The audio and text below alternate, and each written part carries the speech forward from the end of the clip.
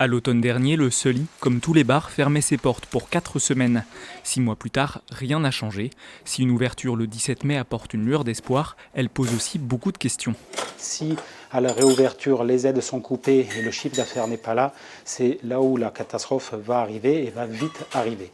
Donc ce protocole était très dur au mois d'octobre. J'ose espérer qu'il ne sera pas quand même bien plus ferme, je dirais, à la réouverture. Mais pas question pour les clients de s'asseoir au comptoir, il faudra se contenter de la terrasse.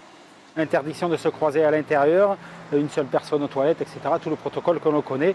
Heureusement que sur Albi, nous, on a au moins cette terrasse pour pouvoir tourner.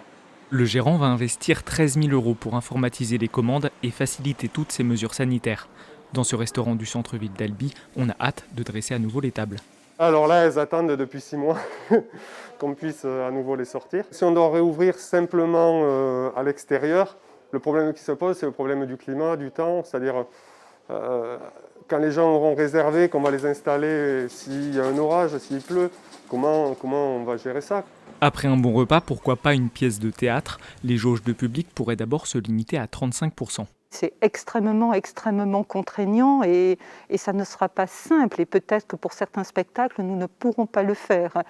Mais pour d'autres, je pense qu'il faudra faire un effort parce que nous n'avons qu'une hâte, c'est reprendre, retrouver un public. La réouverture le 17 mai, un scénario qui a encore le temps d'être réécrit selon l'évolution de l'épidémie.